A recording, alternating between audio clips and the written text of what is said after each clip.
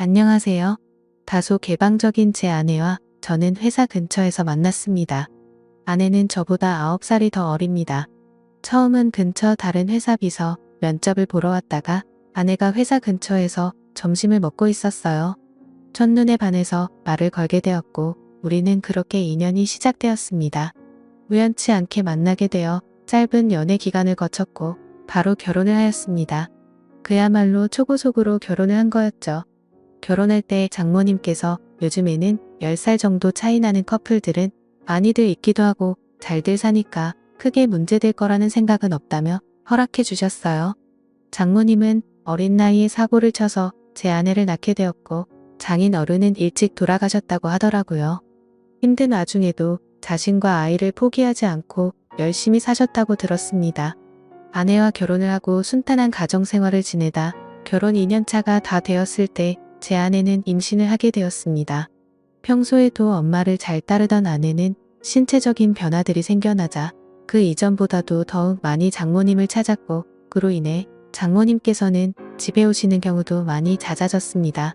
저희 집과 장모님 댁은 대중교통을 이용하게 되면 가까운 거리여서 장모님은 이른 아침에 오셔서 제 저녁까지 챙겨주셨습니다. 저는 그렇게 해주시는 장모님을 보면서 늘 감사하고 미안했습니다. 하루하루를 지내던 어느 날 아내가 임신 5개월이 넘었을 때부터 우리 부부는 싸움이 잦아졌습니다.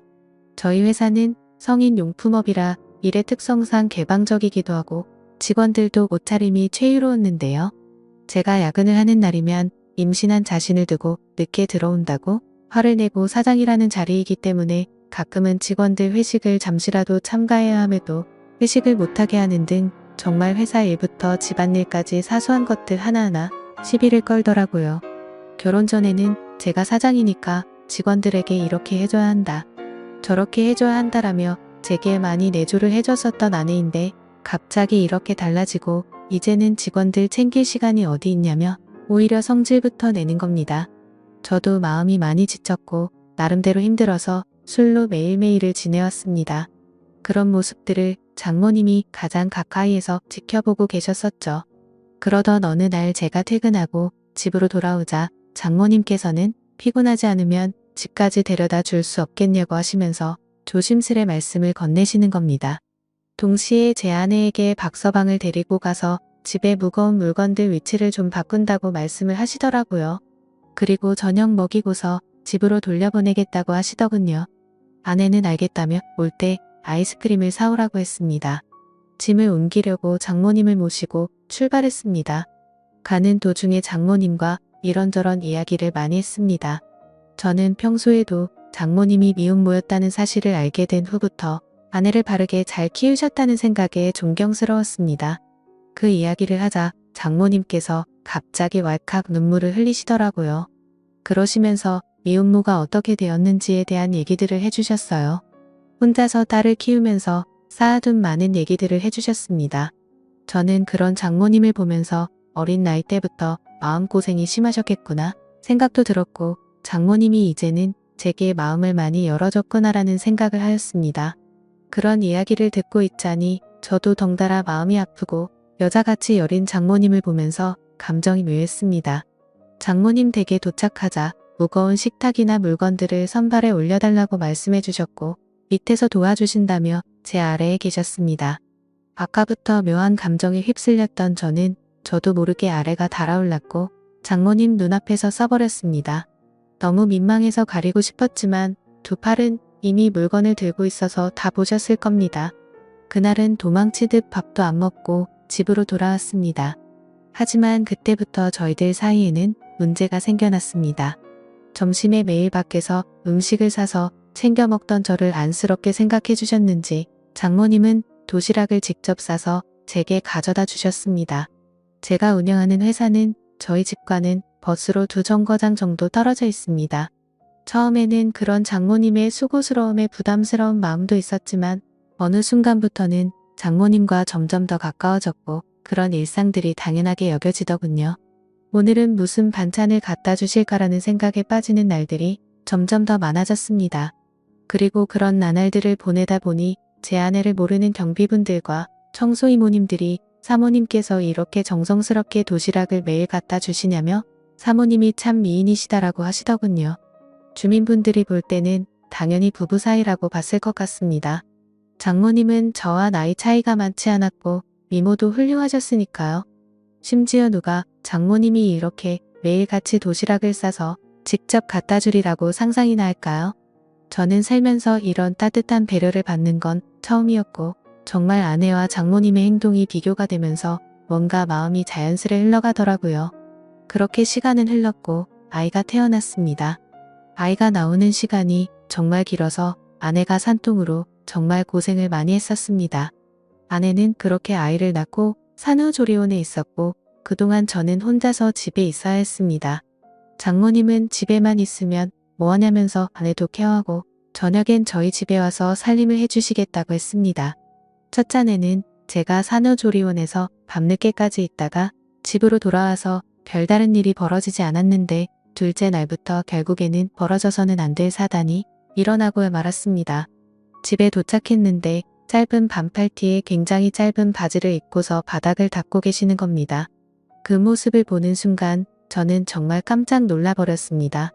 사실 말이 장모님이지 40대 초중반의 장모님은 밖에서 보면 어느 남자들이나 뒤돌아볼 만큼 미모가 훌륭했고 몸매는 말도 할 게 없고 30대 못지않은 미녀였습니다. 장모님이 아니라 다른 여자였다면 이렇게 놀라지도 않고 아마도 계속 몰래 쳐다보았을 겁니다. 아마 다른 남자들도 공감하실 겁니다. 하지만 그런 광경을 보기에는 너무 부담스러웠고 그렇다고 또 장모님을 보고 좀 단정하게 입어주시면 안 되겠습니다라고 하기도 어려운 상황이었어요. 결국 저는 조심스럽게 눈을 돌린 채 얼른 제 방으로 들어갔습니다. 그렇게 장모님은 집 여기저기를 한참 청소를 하시더니 저녁 식사를 차릴 테니 얼른 씻고 나와서 식사를 하라고 하시더군요. 그렇게 저는 샤워를 하러 들어갔고 장모님과 단둘이 집에 있는데 이렇게 샤워를 하고 있다니 뭔가 기분이 묘하고 야한 생각이 들기까지 하더라고요. 저는 샤워를 마치고 장모님과 저녁 식사 자리를 가지면서 밥을 먹고 있었습니다. 장모님은 그동안 딸이 임신하고부터 아내가 그동안 저에게 했던 행동들에 대해서 이해해달라면서 미안하다고 사과를 하시더라고요. 저는 충분히 이해한다며 걱정 말라고 말씀을 드렸고요. 장모님과 저는 그렇게 이런저런 얘기를 나누면서 식사를 하고서 소맥 한 잔을 마시기 시작했는데요. 한 병이 두 병이 되고 두 병이 세 병이 되고 점점 마시다 보니 장모님과 저는 금세 술에 조금 취하게 되면서 그때 이미 저희들 사이에 아내의 존재는 서서히 흐려지기 시작했습니다. 장모님은 마치 동청회에 온 첫사랑처럼 예뻐 보였고 기분이 좋아졌습니다. 아내와 매번 느끼고 지내던 세대 차이를 장모님과는 전혀 느껴지지 않았고 그렇게 긴 대화를 주고받았던 것 같습니다. 냉장고에 있던 맥주와 소주들도 다 돈이 나게 되었고 오래간만에 술이라 살짝 부족하더군요. 그때 눈에 띈 건 진열대에 놓여있던 양주였고 그 양주를 열면서부터 저희들 사이에 틈이 열리게 되었습니다. 40대 초중반의 나이에 얼굴 몸매는 20대도 부럽지 않을 만큼의 장모님은 누가 봐도 관리를 잘했기에 그동안 오랫동안 참았던 제 욕구가 생겨나기 시작했습니다. 술에 잔뜩 취해버려 주차할 수가 없게 되었고 식탁에 엎드려 자고 있는 장모님에게 조금씩 다가가게 되었습니다. 정말 피부가 뽀얗고 잡티 하나 없이 너무 예뻐 보였습니다. 그래서 저도 모르게 얼굴에 손을 대고 있었습니다. 다만 움직임이 없는 장모님을 보면서 안심을 했고 술에 취해서는 저도 모르게 잠이 들어버렸죠. 다음 날 기억을 더듬어 보면서 사이로서는 해서는 안 될 짓을 한 걸 깜짝 놀라면서 일어났습니다. 거실로 나가보니 장모님은 전날에 술을 너무 마셔서 기억이 없다면서 정리가 안 된 술자리를 정리하기 시작했습니다. 저는 속으로 한숨을 내쉬며 한편으로는 다행이라고 안심하면서 어색하지 않은 티를 내려고 TV를 봤습니다. 그날은 연휴이기도 해서 집에 있었는데 장모님은 딸에게 다녀온다며 집 밖으로 나가셨습니다. 그래서 저는 조금은 편안해진 마음으로 더 쉬고 있었습니다. 그날은 어제 있었던 일로 인해 아내에게 죄책감에 차마 얼굴을 보러 갈 수가 없겠더군요. 그렇게 저는 반성을 하면서 집에서 있었고 시간은 자정이 다 되어 갔습니다. 아무래도 장모님께서는 아내와 같이 있으려나 보다 하고서 잠자리에 들려고 방에서 누워있는데 문 여는 소리가 들리더니 장모님이 자정이 조금 넘어서 집으로 들어오시더군요. 장모님은 어디서 술을 드신 건지 취하셔서 술 냄새가 진동을 하더라고요. 저는 술에 취한 장모님께 인사를 드렸고 장모님은 스스로 방으로 들어가서 누우셨습니다. 그렇게 잠에 드시는 걸 확인하고 저도 제 방으로 들어와 잠을 자려고 돌아서는데 갑자기 장모님이 저에게 어제 있었던 일에 대해서 할 말 없냐고 하시는 겁니다. 내가 어제 잠든지 알았냐며 어디서 내 얼굴에 손을 대느냐고 하더라고요. 저는 정말 깜짝 놀랐고 혹시라도 아내에게까지 말씀하신 건 아닐까 너무나도 놀랐습니다. 저는 장모님에게 다가가서 무릎 꿇고 빌었습니다. 그런데 장모님은 갑자기 돌변하시더니 이번 일은 돌이킬 수 없으니 아내에게는 절대로 비밀로 하자고 하시더군요.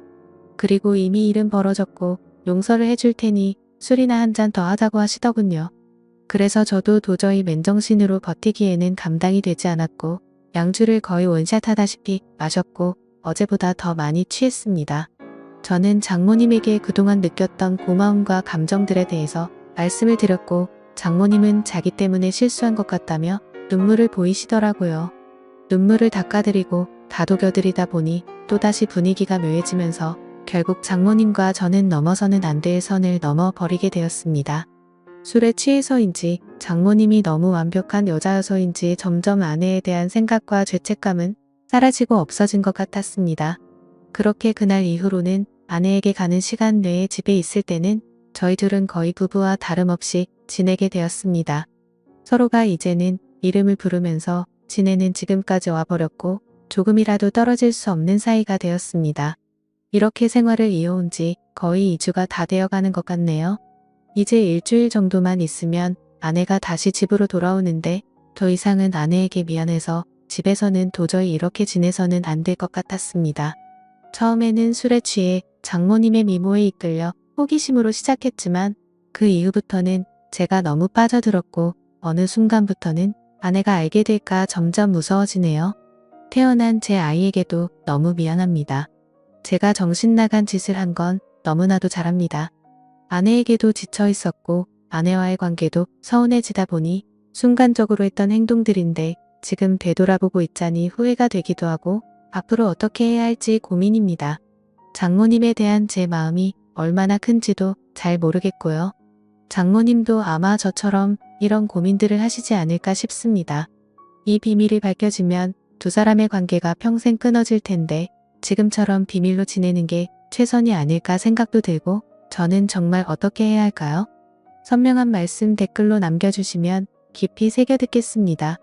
오늘의 사연 여기까지입니다. 지금까지 읽어주신 모든 분들 감사합니다. 구독과 좋아요, 알림 설정 눌러주세요. 그럼 모두들 행복한 하루 보내세요.